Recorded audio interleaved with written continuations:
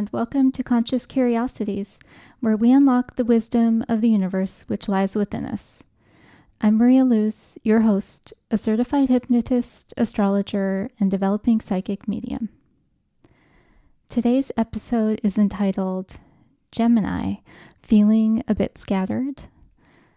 In this episode, we explore the following: all about the mythology and astronomy of Gemini, how Gemini energy shows up and why it is beneficial to be aware of, and finally, a hypnotic track to feel wholeness and inspiration. The Sun entered Gemini about a week and a half ago, but soon after, Venus and Jupiter followed, and then very early this coming Monday morning, on June 3rd, Mercury enters Gemini. Mercury rules Gemini and will therefore be presiding over the other planets' activities while they are in that sign.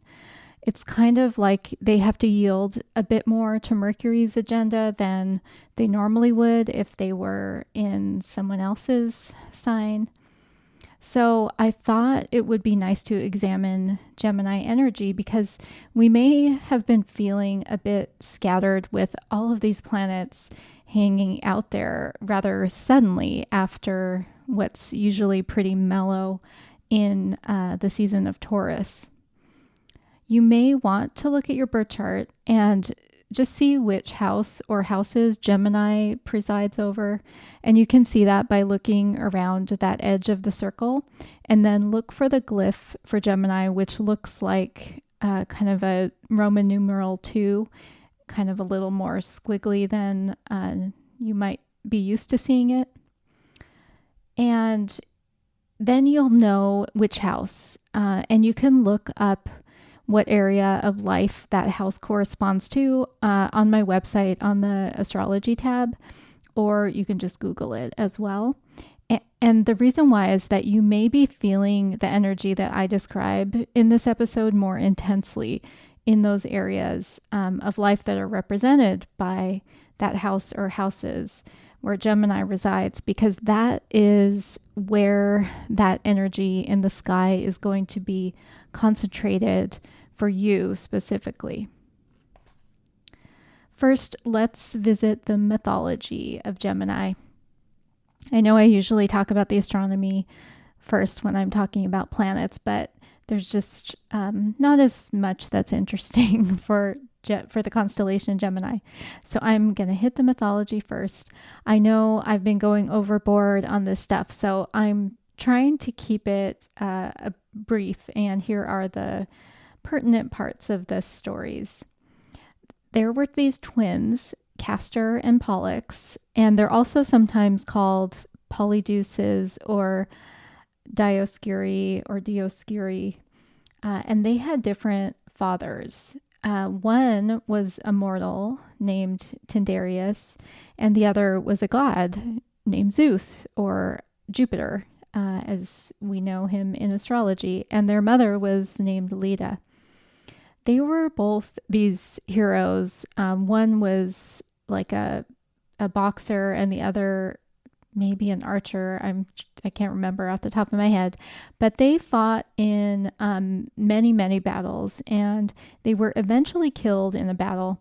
And Pollux, who was Zeus's son and therefore immortal because his parents were immortals, he begged his father not to let him be separated from his brother. And so Zeus, as we've heard him do before, he kind of makes these wonky deals. And so his brilliant idea was to have them, sure, they could have some immortality, but they would have to alternate. So one day, one of them would be up there with the other Olympian gods, while the other was in the underworld, and then they would have to switch off and continue on that way forever. So my takeaways from the mythology are all these dualities. So there are twins, there's mortal and immortal, there are these different fathers, there's this switch off between the gods up in Mount Olympus and then being in the underworld in Hades territory, from one day to the next. So that is a lot to hold together and still feel a sense of wholeness. But then don't many of us come from that non-stereotypical family situation, or just that whole code switching situation that many people have to do between their home life and their work life. So it does still, like all of these mythology vignettes, they still seem to have relevance for us today. And then, as I mentioned, the key astronomy facts are not super exciting, but it is the 30th largest constellation, and it's best seen in winter months from the northern hemisphere. But there is this prolific meteor shower that you may have heard of called the Gemini meteor shower, and it occurs usually like from mid-November to like late December each year, and it's called that because it appears to be emanating from where this constellation is. I have rarely seen it because, I'll give the excuse that it's usually cloudy here in Seattle at that time of year, but the real excuse is that I am not a night owl and I can never stay up to watch anything that's happening after like 10 p.m. So also astronomy adjacent fact, NASA's two-person spacecraft program, which is called the Gemini program, you may have seen it shows up in movies and documentaries and things because America's first spacewalk was with the Gemini 4 in 1965. So not the moonwalk, but just outside of that spacecraft in space. And as for the astrology, I'm going to go into some of that, obviously, but I also encourage you to listen to episode 3, which is on Mercury, because you'll hear I'm going to mention Mercury quite a bit because it rules Gemini. And I will get to the hypnotic track in just a bit. So if you are wanting to listen to this all in one go, you can start assembling your comfiness accoutrements for that portion of the episode. But I will give you a heads up when we get there as well. And that hypnotic track, again, just to give a preview, I was calling it, a hypnotic track for wholeness and inspiration. And what it's going to do is just hopefully calm down some of the scattered energy that we're feeling. But also, I think because our lives are so complicated, often we feel a bit disconnected from ourselves. So in that track, we're going to be interacting with some previous versions of ourselves. And it's nothing heavy. It's all very light and very hopeful. So that is just a preview of what that track is about. And in the show notes, I'll put the time that it starts, so you can bookmark that and start there or come back to it whenever you want. So here is a brief description of Gemini energy. So you know what you're feeling in the air now that, again, we've been in Gemini. The sun has been in Gemini anyway since May 20th, and a few days later, Venus, and then last weekend, Jupiter entered Gemini. So firstly, I found that Gemini has this trickster energy from its ruler, which is Mercury.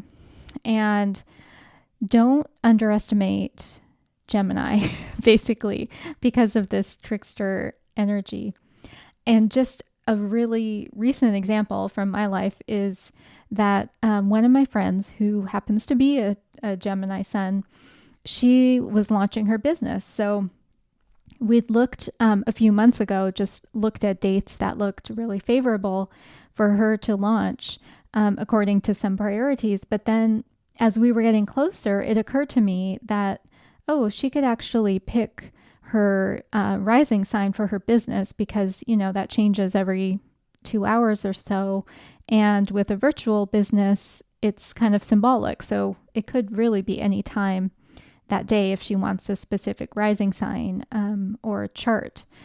And so then as we were doing that, it occurred to me that I didn't even know what my business's rising sign was because I was so focused on prioritizing when transiting Chiron would be exactly conjunct with my natal moon because that was really significant to me. And so when I pulled up my business's birth chart, I saw that it was Gemini rising, and I wouldn't have picked that as a rising sign given the choice just because of my own biases. But it is the perfect rising sign for my business, as it turns out, because I have ended up doing so many Gemini things. And, it's a lot of it is due to my curiosity, which is a big Gemini thing. And then things to do with media, like this podcast and YouTube, things that I didn't know that when I was launching my business, I didn't know that I would be jumping into.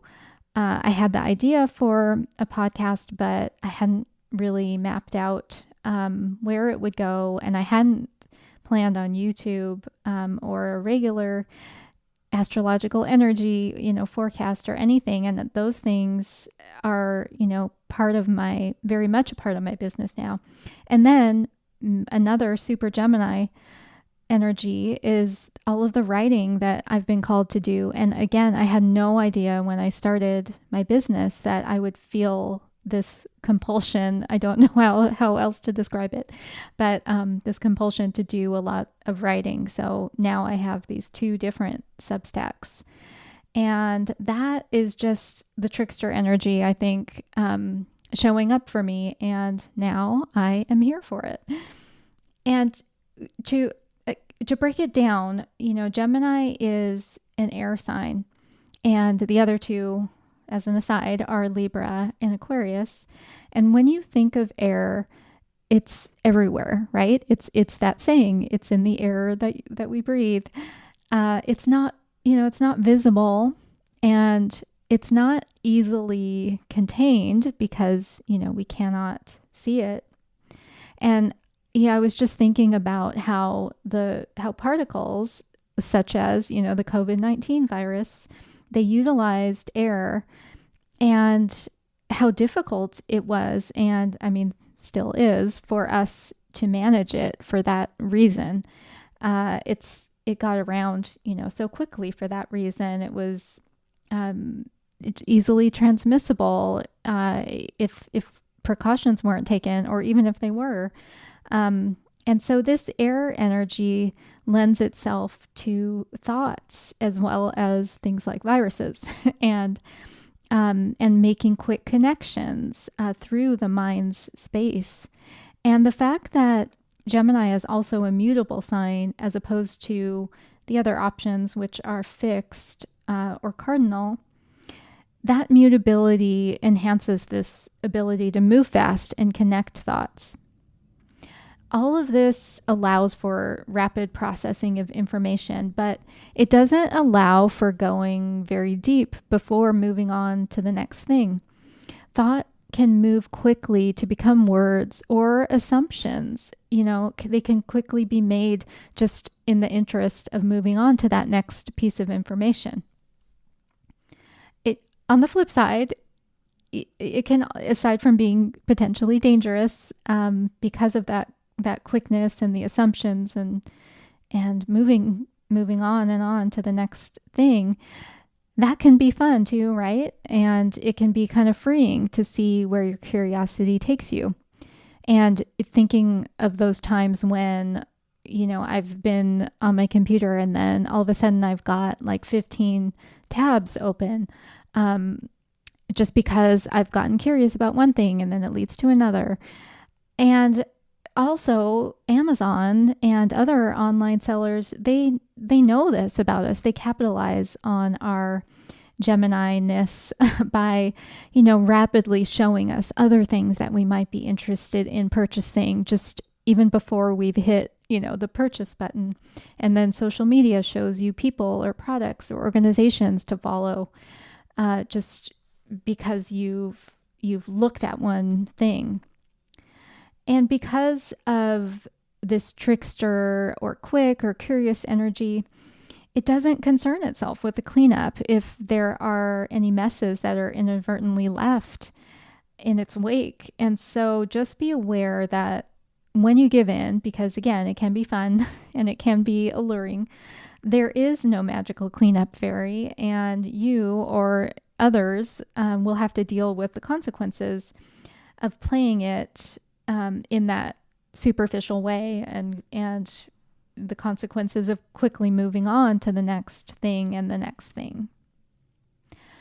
Which, speaking of, let's move on to the next portion of this episode, which is the hypnotic journey. So, as with any hypnosis session or at-home hypnosis, you don't want to be driving or really doing anything which requires your attention. So set up your space as if you were taking a cat nap, unless you really like to use these tracks to help you fall asleep, which is perfectly fine, and I do that myself. Feel free to pause this and get yourself set up if you didn't have time as I've been talking, and then just return back to this track. And I'm also just going to read my typical end of the episode stuff now so that you can go get in your comfy clothes and get your pillow set up and all of that. But just a reminder, if you do like this podcast, please follow and leave a review, because I've heard that helps people find it. And then I also have these other platforms. YouTube is one, and I put at least every Friday, I put a quick 5 or 10 minute video just talking about what the energy is going into that weekend and for the beginning of the following week. And I've also been putting that, just the audio portion, as a bonus episode for this Conscious Curiosities podcast as well. So you've been getting a snippet. But if you want to see me talk, you can head over to my YouTube channel. I also started an astro-focused Substack, and that's called Maria Lou's Astro, where I put basically my notes kind of cleaned up on there for the different energy reports. And then I'll start putting just other things that I've researched because I like to have somewhere to park my writing. And then if you want to work with me, you can go to my website, marialuz.online, or email me info@marialuz.online, and you'll see astro hypnosis, you'll see astrology readings and consultations, and just transformational hypnosis for anything you might be wanting to work on. And you can use the code AstroHyp for 20% off your first service. I also just put some hypnotic tracks on there, so check those out in the shop. And you are now empowered to become consciously curious about Gemini. And now we're going to begin the hypnotic track. Settle into a safe and comfortable position, and with your eyes open to begin with. Now look ahead and find a spot on the wall above your natural eye gaze. Really eagle eye that spot if you can. We want to engage the sympathetic nervous system at first by really focusing your attention. And when you are ready, take in a nice deep breath all the way into your abdomen, really letting your abdomen expand with air. And now slowly let that breath go. And as you exhale, soften your gaze, letting the muscles around your eyes relax. Gaze through that spot, not focusing your eyes at all anymore, so it goes all blurry. Good. Now when you are ready, take in another nice, deep breath. And this time, as you exhale, close your eyes and relax. Good. Bring your attention to your physical body now, and just notice, is there any part of you that would like to relax more than you already are right now? And invite that part of your body to sink in deeper and deeper and relax further. Good. And now relax your forehead, your eyebrows, your face. Take your attention to your shoulders, squeezing them up tightly towards your ears, squeezing up. Hold for a moment, then drop. Let them settle back. Settle yourself back onto the couch or the chair, letting everything just relax and let go. From your forehead to your shoulders, and now relax your jaw, letting it come open slightly, which is entirely normal. This engages the vagus nerve, which right now is sending messages to all parts of your body that now is the time to relax. Nice. Now gradually slow down your breathing, getting into that comfortable, slow rhythm of breathing with a long exhalation. Good. This invites your body to relax even further, which then allows your mind to drift peacefully. Good. Now relax the very back of your tongue. Allow it to really go flat, like the horizon, settling into stillness. That part of you that speaks just going still and completely relaxed. Now take that feeling of relaxation to the top of your head, letting the relaxed feeling once again travel down your forehead, eyes, sides of your face, jaw, neck, shoulders, chest, arms, hands, abdomen, your hips, thighs, calves, ankles, feet, and soles of the feet. Imagine all of the stress is draining through the bottom of your feet into the ground where it will be composted. All the tension draining from all parts of your body now, going deeper and deeper relaxed. And in this relaxed state, you can easily imagine something when I ask you to, such as a leaf on a tree in springtime, bright and green with drops of dew on it.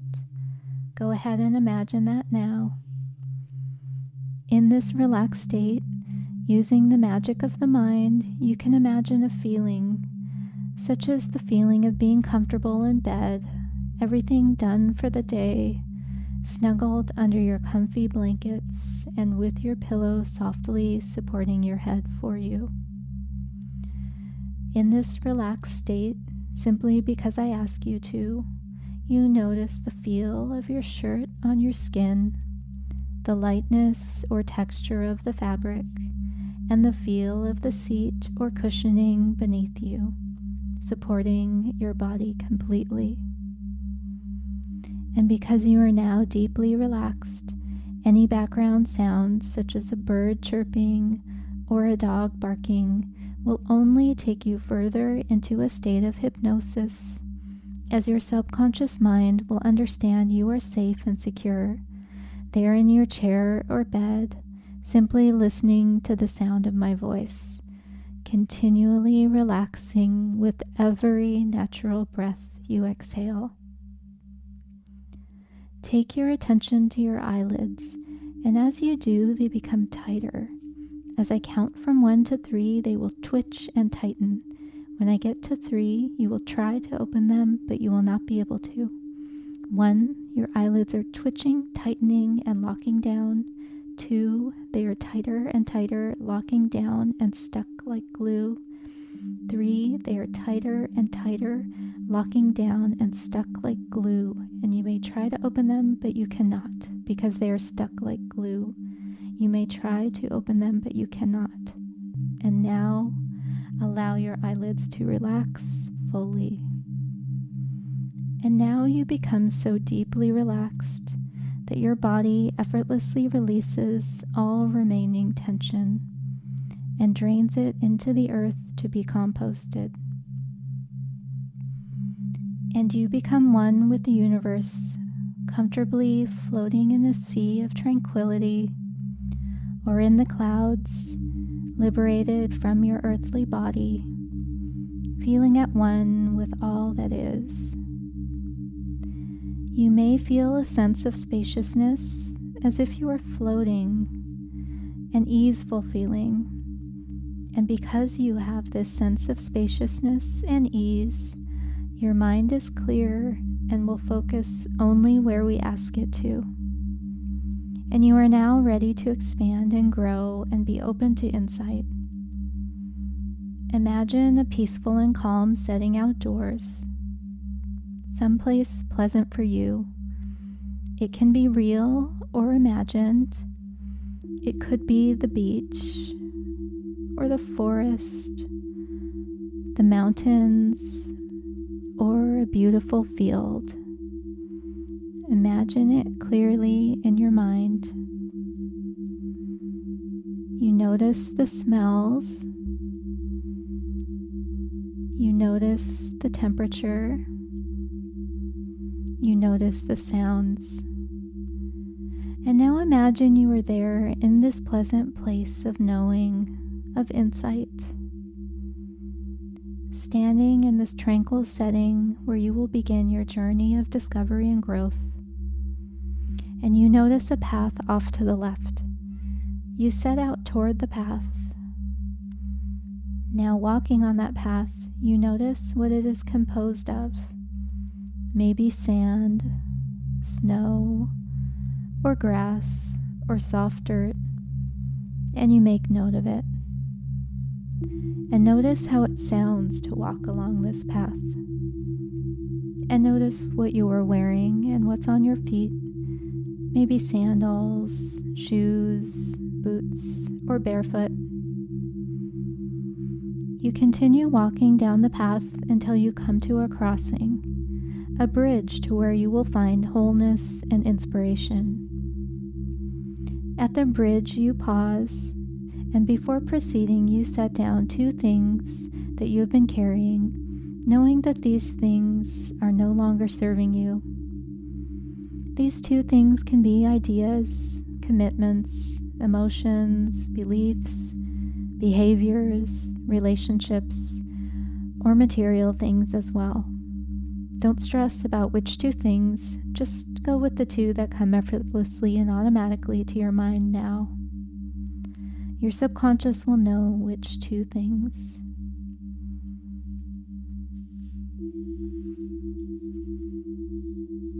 Now you set the first thing that you no longer need down, taking a moment of gratitude for what it did bring to your life. Maybe resilience or a deeper knowledge of the world and yourself. And now you set down the second item, again being grateful for its role in your life and what you learned from it. You make a mental note of the 2 items you've set down, and you begin to cross the bridge. As you cross the bridge, you feel an overwhelming sense of relief and lightness. Every muscle, nerve, and cell in your body feels free and expansive. You take in the tranquility of nature around you as you traverse the bridge, taking your time as you cross. And now you are on the other side of the bridge, already feeling a sense of transformation. You take a moment to breathe in your new surroundings on the other side of the bridge. They are peaceful and serene and are of your own design. Change anything you'd like about this environment, including elements of water, landscape, atmosphere, or animals, Anything that looks and feels calm and peaceful is welcome here. And now, comfortable in this serene environment, you notice a clearing off to the left. In the clearing is a picnic blanket, and on the picnic blanket, a small child. You immediately feel love and caring for this small child. There's a deep sense of familiarity, and as you walk over, the child smiles at you, and you realize it is a much younger version of you.